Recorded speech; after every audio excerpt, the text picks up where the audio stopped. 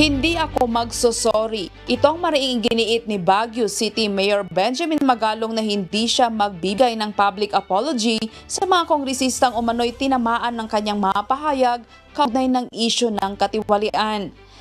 Bakit naman ako mag-public apology? Bakit naman ako Sinabi ko na yan eh. Sinabi ko na yan eh. At the end of the day, I will not.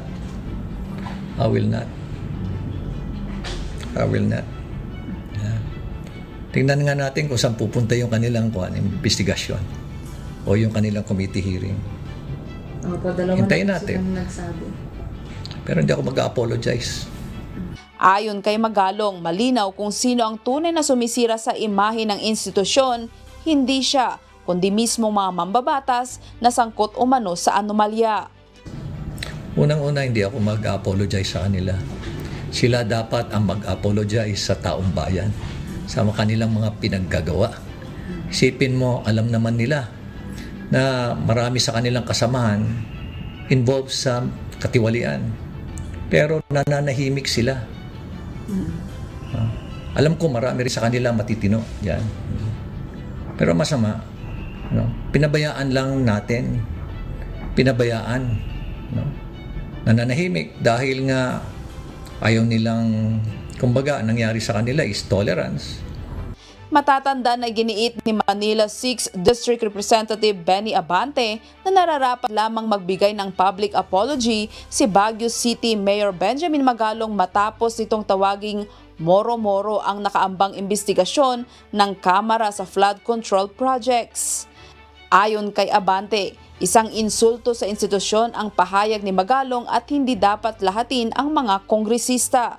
Giit naman ng alkalde matagal nang malinaw sa mga kapwa-kongresista kung ano ang nangyayari, ngunit pinili umano ng iba na manahimik. Dagdag pa niya, ang katahimikan ay hindi neutralidad kundi pakikipagsabwatan. Silence is not neutrality. It is complicity, it is tolerance. Kaya hindi ako naniniwala na wala silang alam. Kaya nga sila naging congressman dahil magagaling sila eh. Kaya imposible naman na wala silang kaalam-alam doon sa mga pinaggagawa ng mga kasamahan nila dyan.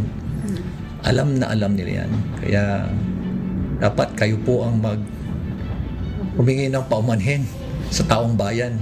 Hindi po ako. Pasensya na ho kayo. Mali po yung you're barking on the wrong tree. Binatikos din ni Magalong ang aniyay kawalan ng accountability ng ilang contractor at mambabatas na patuloy na nakikinabang sa kaban ng bayan. Partikular niyang tinukoy ang problemadong rehabilitasyon ng Cannon Road na sa kabila ng bilyong pisong inilaan ay nananatiling depektibo. Dagdag pa ng alkalde, apektado rin ang turismo at kabuhayan ng mga mahihirap dahil sa paulit-ulit na kapalpakan ng mga proyekto. Sa huli, nanindigan si Magalong na hindi siya matitinag at hindi kailanman hihingi ng tawad. Aniya, kung may dapat humingi ng paumanhin, yun ay ang mga opisyal na sangkot sa korupsyon. Yan ang hamon ni Mayor Benjamin Magalong laban sa mga kongresistang aniyay tunay na sumisira sa integridad ng pamahalaan.